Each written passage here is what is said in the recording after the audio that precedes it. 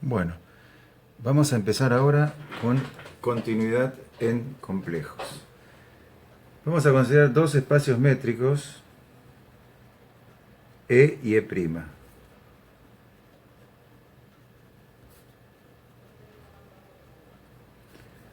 Entonces, dados una función de D en R, que a X le asigna f de X, donde D es un subconjunto del espacio métrico E y R un subconjunto del espacio métrico E', y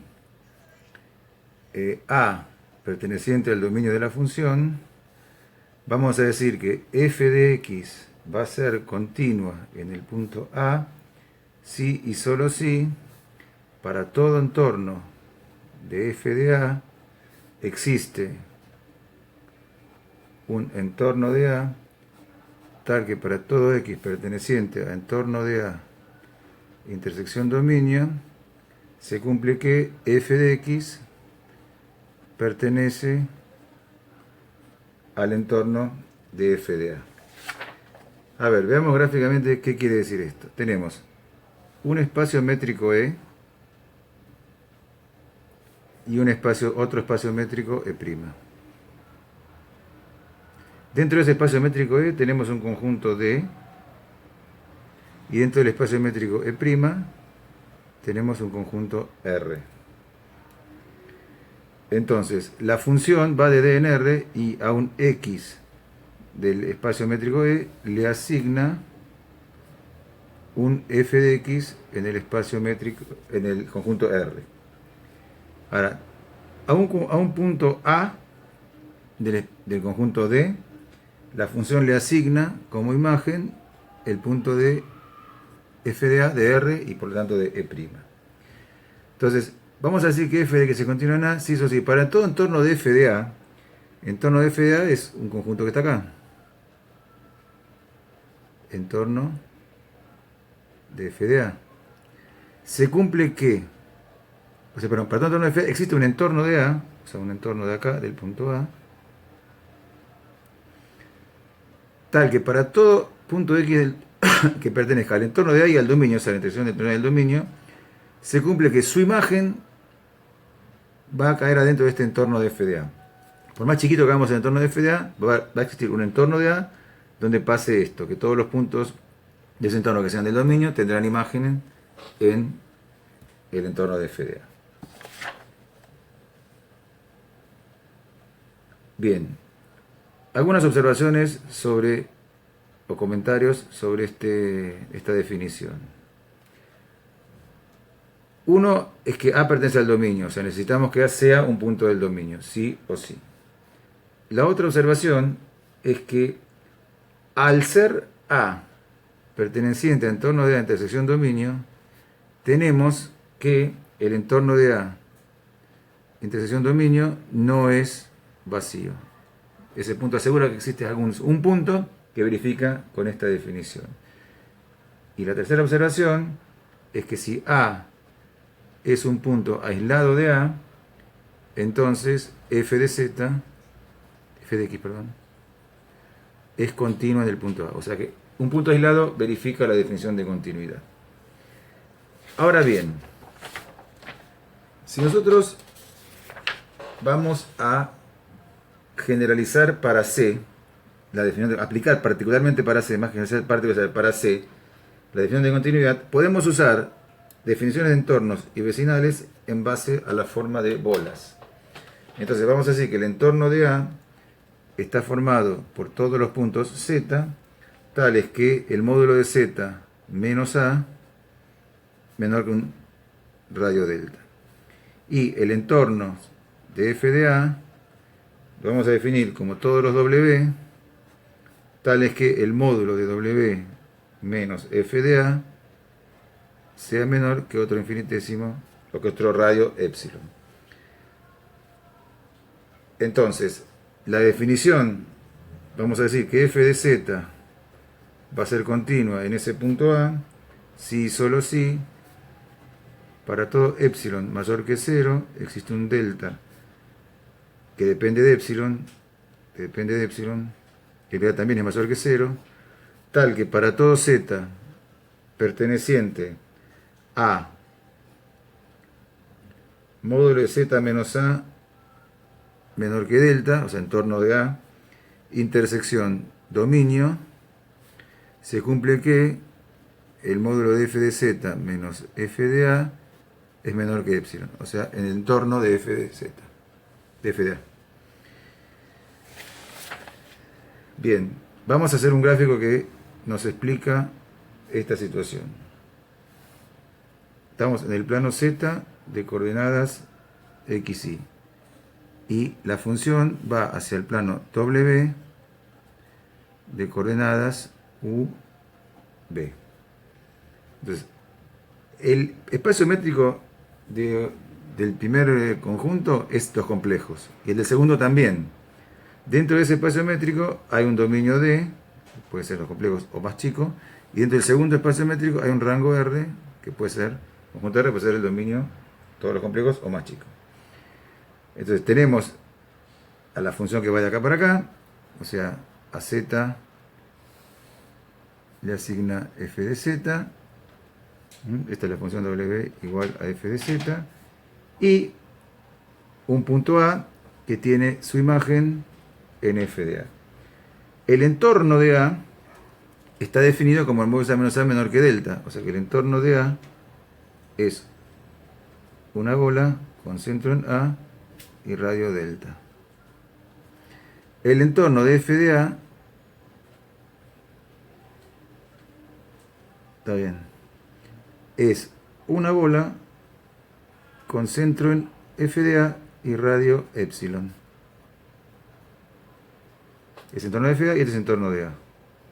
O sea, el gráfico es parecido al anterior, nada más que los entornos de a y de f de a acá son bolas.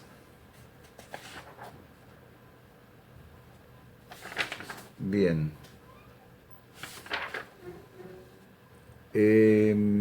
Por último, vamos a decir que f de z o f de lo que sea es continua en un conjunto A si y solo si para todo punto C perteneciente al conjunto A se cumple que f de z es continua en ese conjunto A.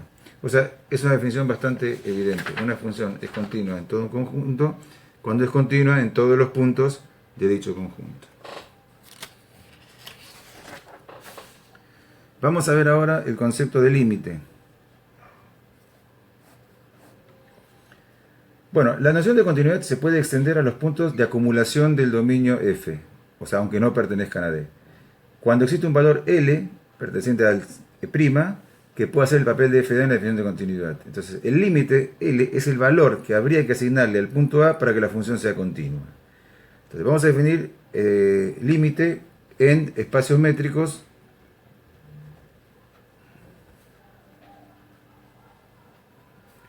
E y E'. Entonces, dados una función f de D en R que a x le asigna como imagen f de x, donde D es un subconjunto de E y R es un subconjunto de E', y A pertenece a acumulación de D, o sea, A es un punto de acumulación del dominio, vamos a decir que el límite para x tendiendo a de f de x es igual al resultado L, si y solo si para todo entorno de L existe un vecinal de A, vecinal, esta es la diferencia con la definición de continuidad, tal que para todo x perteneciente al vecinal de A intersección dominio, se cumple que implica f de x pertenece al entorno de L. Bien, de vuelta, un gráfico como hacíamos antes, tenemos el conjunto E, dentro del cual hay definido otro conjunto D. Y el conjunto E', que es un espacio métrico, dentro del cual hay definido otro conjunto R. A x de D, la función le asigna f de x de e'. Tenemos el punto A, pero como vamos a tomar un vecinal, le pongo un circulito, acá, entonces tenemos el punto A y alrededor del mismo un entorno de A. Un vecinal de A, perdón, justamente porque A lo estamos excluyendo. Y después tenemos L, que es el punto al cual tiende el límite para x teniendo A de f de x, y alrededor de él un entorno de L. Bueno, la definición dice que para todo entorno que tomemos del punto L, existe un vecinal del punto A, hasta que todo x que pertenezca a este vecinal de A y el dominio, su imagen va a pertenecer a este entorno de L.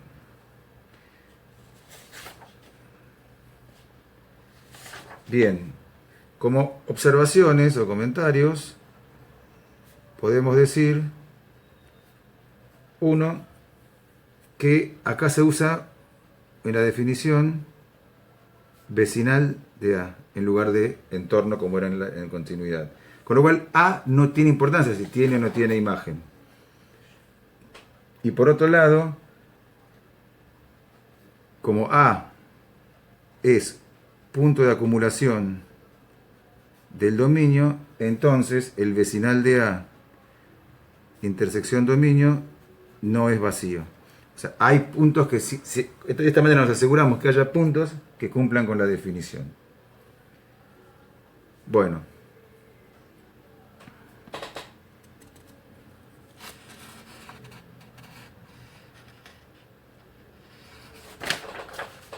Bien. Al igual que hicimos antes, si nos ubicamos en el conjunto de números complejos y a vecinal de A y a entorno de FA los empezamos como bolas, o cuasi bolas porque el vecinal no tiene el centro, podemos escribir en complejo la definición de que el límite para z tendiendo a de f de z es igual a L si y solo si para todo epsilon positivo existe un delta que depende de epsilon también positivo, tal que para todo z perteneciente a 0 menor que módulo de z menos a menor que delta, intersección dominio, se cumple que implica que el módulo de f de z menos L es menor que epsilon. Esto es un vecinal de A, esto es un vecinal de A, es una bola de radio delta, centro A, y que no incluye A por este 0 menor. Y este es un entorno de L. Bueno, el gráfico es muy similar al de continuidad, con la única diferencia,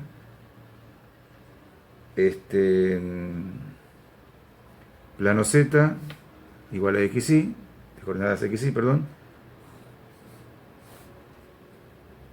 plano W, de coordenadas V, E y E' son en ambos casos todo el plano de los números complejos, D está en E, R es otro subconjunto de E', acá tenemos al punto A, que lo excluimos, y alrededor de él vamos a definir con radio delta un vecinal de A.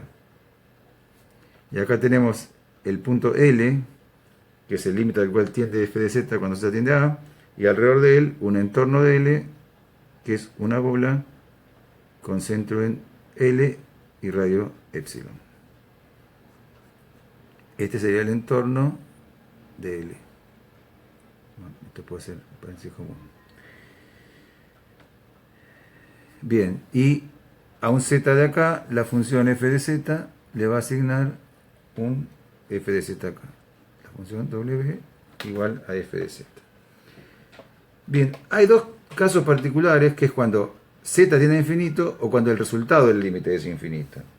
Entonces vamos a decir que el límite para z tendiendo a infinito de f de z es igual a L si y solo si para todo epsilon positivo existe un R tal que para todo z perteneciente a módulo de R módulo de z, perdón, mayor que R intersección dominio, implica que el módulo de f de z menos L el módulo de fz menos L es menor que epsilon.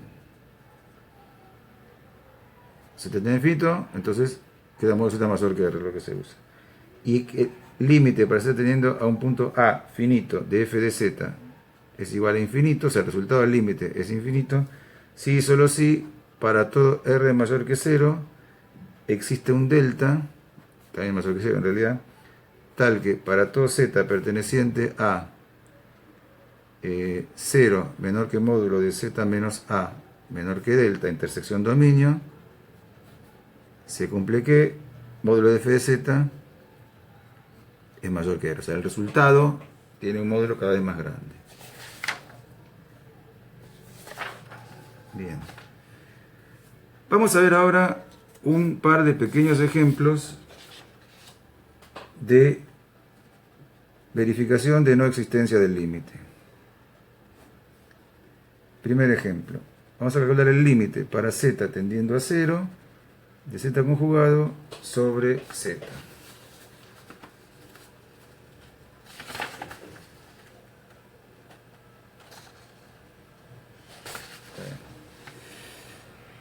Va a ser igual al límite para x tendiendo a 0 y y tendiendo a 0 de z conjugado. Si z es x más y, z conjugado es x menos y. O sea, de x menos y sobre x más y. Vamos a tomar el límite, este límite, por dos caminos distintos. Estos hoy vendrían a ser dos límites en R cuadrado. O sea que para que ambos existan, en R cuadrado tienen que ser iguales, de el mismo resultado en cualquier dirección que se tome. Bueno, vamos a tomar ese límite o esos dos límites por dos caminos distintos. Vamos a el punto 0 al cual tendemos el límite y vamos a ir por un camino gamma 1, primero, que es donde z vale x. Z es igual a x. Entonces, cuando vamos por gamma 1, tenemos que el límite para z tendiendo a 0 de z conjugado sobre z es igual al límite para x tendiendo a 0 de x sobre x, porque y es 0 sobre esa curva. Entonces se cancelan los x antes de tomar el límite, nos queda el límite para x tendiendo a 0 de 1. O sea que este resultado es 1. Vamos a tomar ahora un segundo camino gamma 2, que va a ser venir por acá arriba. Gamma 2. Z vale 0 más y, o sea, z vale y. Entonces el límite para z tendiendo a 0 de z conjugado sobre z es igual al límite para y tendiendo a 0 de 0 menos y, es el conjugado, sobre 0 más y, o sea, menos y sobre más y. Antes de tomar el límite se cancelan en ese cociente las y nos queda el límite de para y tendiendo a 0 de menos 1. Y esto da menos 1. Estos dos resultados son distintos. Quiere decir que por dos caminos diferentes obtuvimos dos resultados diferentes. Por lo tanto, esto quiere decir que no existe L. Bueno, igual al límite para z tendiendo a 0 de z conjugado sobre z. O sea que esta función no existe el límite de z tendiendo a 0. Vamos a ver otro ejemplo. Límite para z tendiendo a 0 de e a la 1 sobre z. Acá vamos a hacer esto por dos caminos distintos también, pero vamos a hacerlo. El primer camino va a ser gamma 1, donde z vale x y x es positivo. Entonces, cuando vamos por gamma 1, tenemos que el límite para z tendiendo a 0 de e a la 1 sobre z es igual al límite para x tendiendo a 0 más, porque venimos 0 por la derecha, de e a la 1 sobre x, porque z es x más y 0, 1 sobre x. Entonces, 1 sobre 0 es infinito. Como este exponente es positivo, es e a la infinito, o sea que esto da infinito. Vamos a otro camino gamma 2. El otro camino gamma 2 que vamos a hacer es el que viene por acá. Bueno, acá z también lo vamos a considerar igual a x, pero va a ser x negativo. Entonces, límite para z tendiendo a 0 de e a la 1 sobre z va a ser igual al límite para x tendiendo a 0 menos de e a la 1 sobre x. Es e a la 1 sobre 0 infinito, pero como ese 1 sobre 0 es negativo, porque es 1, vamos por 0 menos, esto da menos infinito. No, perdón, e a la menos infinito 0. Bien, estos dos resultados son claramente diferentes, lo cual implica que no existe L igual al límite para z tendiendo a 0 de e a la 1 sobre 0. O sea que esta función no tiene límite. Una cosa interesante para observar es que si estos dos resultados nos hubieran dado uno más infinito y otro menos infinito, nos dieron el mismo resultado, porque estamos en complejos. En complejos más infinito y menos infinito es el mismo infinito complejo, hay uno solo. Bien.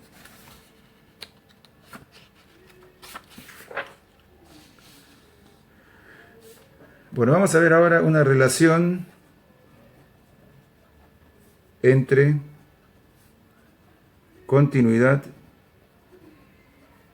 y límite.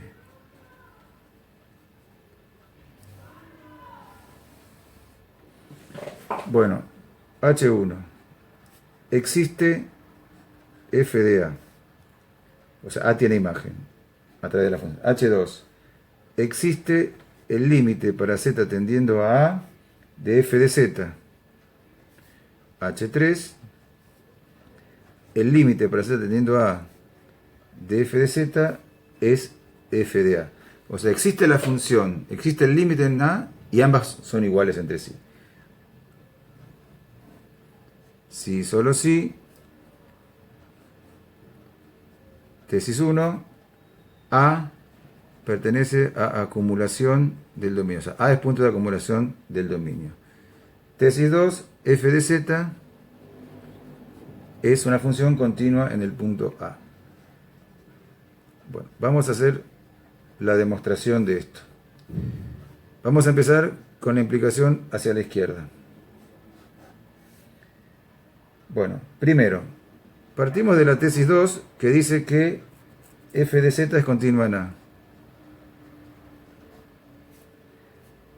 Entonces, una de las cosas que pasa es que existe f de A, con lo cual ya tenemos H1 verificado.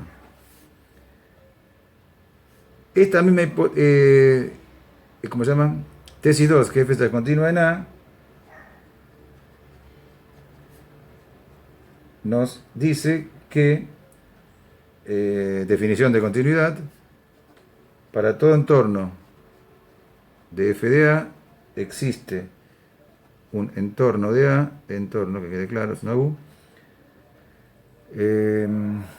tal que para todo Z perteneciente a entorno de A intersección dominio, se cumple que implica que f de z pertenece a entorno de f de A. Bien. Ahora bien, por tesis 1 tenemos que A es punto de acumulación del dominio. Entonces, el vecinal de A intersección D no es vacío.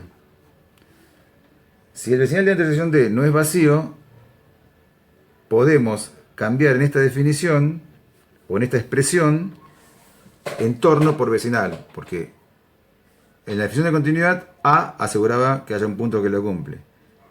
Al sacarle A, necesitamos otra forma de asegurarlo. Bueno, hacer A punto de acumulación, eso nos asegura que haya otros puntos que los cumplen. Entonces, podemos escribir esto, que para todo entorno de f de A va a existir un vecinal de A, tal que para todo z perteneciente al vecinal de A intersección dominio, se cumple que f de z pertenece al entorno de f de A.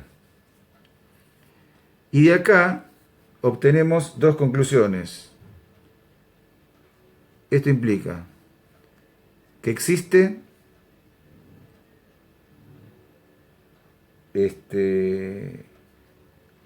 límite para z tendiendo a A de f de z. Porque esta es la definición del límite, donde el L está reemplazado por f de A. O sea, esto nos verifica H2. Y también que ese límite no es cualquier cosa, sino que es f de a, porque es f de a que está haciendo el papel de L en la definición. Y esto nos verifica H3. O sea, partiendo de T1 y T2, llegamos a verificar H1, H2 y H3. O sea, estaría demostrada esta parte de la implicación del teorema. Vamos ahora a la implicación hacia la derecha. Bueno, acá te empezamos por lo siguiente. H1, H2 y H3, que básicamente es H3. La función existe el límite y son iguales, H3 incluye todo eso. Ponemos la definición de límite. Esto implica que para todo entorno de límite con f de a como el resultado del límite, para todo entorno de f de a existe un vecinal de a tal que para todo z perteneciente al vecinal de a intersección dominio se cumple que f de z pertenece al entorno de f de a. Bien, esto es con vecinal de a. Ahora la hipótesis 1 nos dice que existe f de a, con lo cual si cambiamos esta definición vecinal por entorno, le estamos agregando un punto, que es A, que la hipótesis 1 nos asegura que existe la imagen y por lo tanto que también cumple con esta expresión.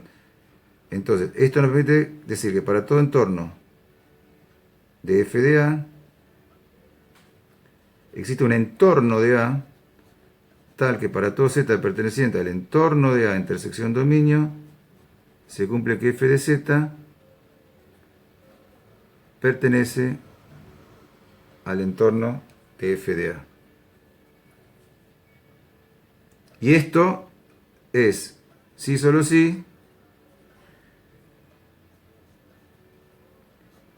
f de z es continua en el punto A. Esta es la definición de continuidad para f de z.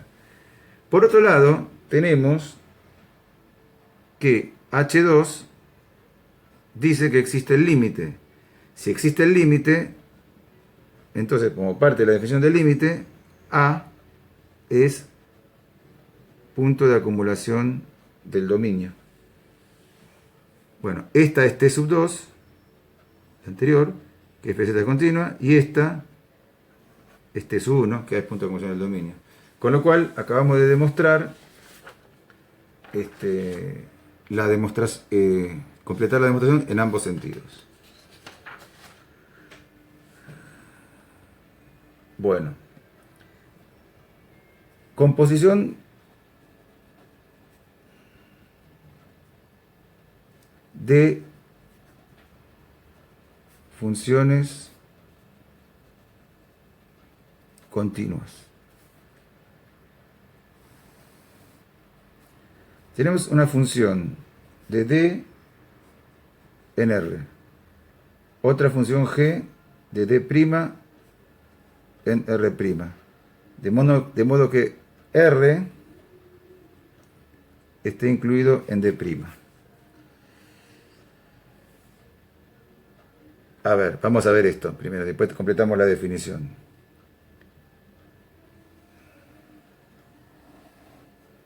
Tenemos D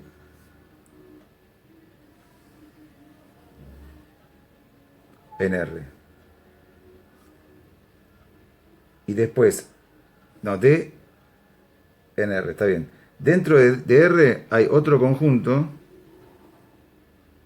más chico, D', y de ahí va una segunda función a otro conjunto, tercer conjunto, R'. O sea, tenemos a un punto de acá, de D, F da imagen en R. Vamos a ponerla directamente sobre D'. Eso es F. Y de D' en R' va otra función G. Ahora bien, si F es continua en un punto dado A, o sea, este podríamos llamarlo A y este llamarlo F de A. Y este sería G de F de A. Si F es continua en A y G es continua en F de A, entonces la composición G o F es continua en el punto A. G o F es la función que va directamente de A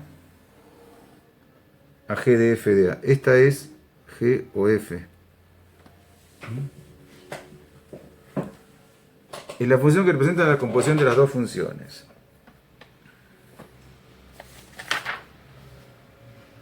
Bueno, muy bien.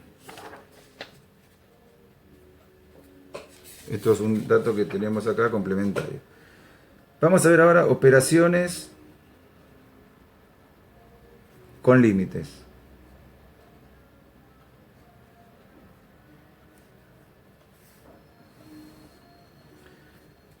Bueno, dado que hemos definido tanto continuidad como límite en forma generalizada para espacios métricos cualesquiera, las propiedades que conozcamos de esas dos cosas, continuidad y límite, de otros espacios métricos, también las podemos utilizar sin necesidad de mostrarlas para el espacio métrico de los números complejos. Entonces, si existe el límite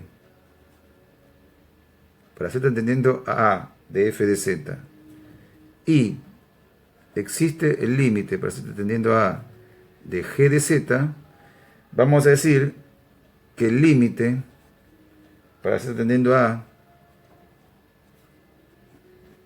de f de z más g de z va a ser igual al límite para z tendiendo a de f de z, bueno, esto sobraría, más el límite para z tendiendo a de g de z. Límite de la suma es la suma de los límites. Lo mismo con la resta, el límite para z tendiendo a de f de z menos g de z es igual al límite para z tendiendo a de f de z menos límite para z tendiendo a de g de z. Producto lo mismo, límite para z tendiendo a de f de z por g de z es el producto de los límites. Límite para z tendiendo a de f de z, vamos a ponerlo entre corchetes para que quede claro, por límite para z tendiendo a de g de z. Y para el cociente, el límite para z tendiendo a de f de z sobre g de z va a ser igual al límite para z tendiendo a de f de z sobre el límite para z tendiendo a de g de z, siempre que el límite del denominador no se anule. Límite para z tendiendo a de g de z sea distinto de 0. Bueno, y también se puede aplicar la regla del L'Hopital.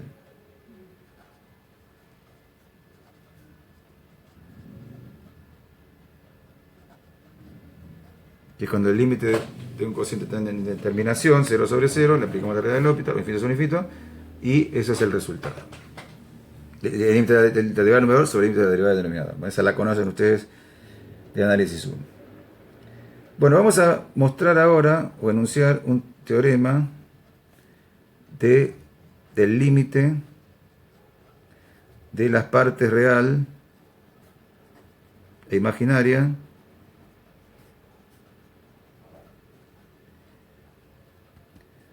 de una función de variable compleja. Bueno, si tenemos una f de z que es igual a u de xy más i b de xy, z0 es el punto x0 más i y0, entonces vamos a decir que el límite para z tendiendo a z0 de f de z va a ser igual a un valor L, que es complejo, o sea, alfa más i beta, si y solo si el límite para x tendiendo a x0 y y tendiendo a y0 de la parte real de la función u de xy es igual a alfa la parte real del resultado del límite. Y el límite para x tendiendo a x0 y y tendiendo a y0 de la parte imaginaria de la función b de xy es igual a beta, parte imaginaria del límite.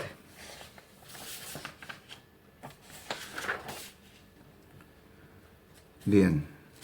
Este teorema no lo vamos a demostrar porque es bastante intuitivo y comprensible. Vamos ahora al teorema de la continuidad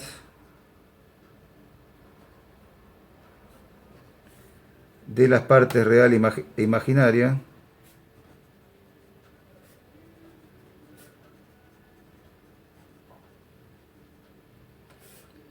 de una función de variable compleja.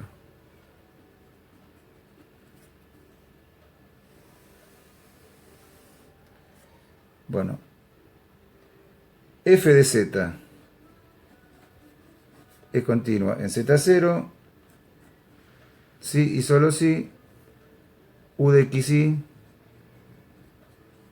es continua en x0 y 0 y b de xy es continua en x0 y 0. Entonces vamos a proceder ahora con la demostración de esto. F de z es igual a u de xy más i b de xy. Por hipótesis es continua en z0. Sí y solo sí, y ahora van a venir varias cosas. El teorema que vimos antes de relación entre continuidad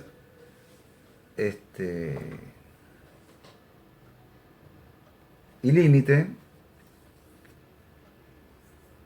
para que sea continua nos pedía tres condiciones: que exista la función, que exista el límite y que sean iguales entre sí.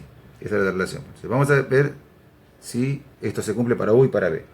Entonces, esto se cumple para la continuidad. O sea, existe la función, existe el límite y ambos iguales entre sí. Entonces, una consecuencia de que f es continua es que existe f en z0. ¿Pero quién es f en z0? Es u en x0 y 0 más i b en x0 y 0. O sea que esto implica, o sí solo sí, existe parte real y parte imaginaria. Existe u en x0 y 0 y existe b en x0 y 0. Sabemos estas últimas dos expresiones, 1 y 2. Otra consecuencia de que f es continua es que existe el límite para z tendiendo a z0 de f de z, que es igual a alfa más i beta. Como f es u de xy más i b de xy, por el teorema que vimos antes, si y solo si, tenemos que existe el límite para x tendiendo a x0 y y tendiendo a y0 de u de xy, y eso es igual a alfa. Y que existe el límite para x tendiendo a x0 y tendiendo a y0 de b de xy, y eso es igual a beta. Esto se deduce del teorema que acabamos de enunciar recién. La tercera consecuencia de que f es continua es que f de z0 es igual al límite, alfa más i beta.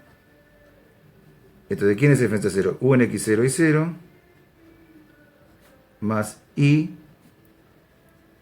b en x0 y 0. Y eso es igual al resultado del límite, alfa más i beta. De esta igualdad de complejos deducimos que parte real igual a parte real, parte imaginaria igual a parte imaginaria. O sea, u de x0 y 0, parte real del primer miembro, es igual a alfa, parte real del segundo miembro. Y b de x0 y 0, parte real del primer miembro, parte imaginaria del primer miembro, es igual a beta, parte imaginaria del segundo miembro. Bueno, estas expresiones las vamos a llamar 4, 5, 6 y 7. Entonces, por lo tanto, si nosotros consideramos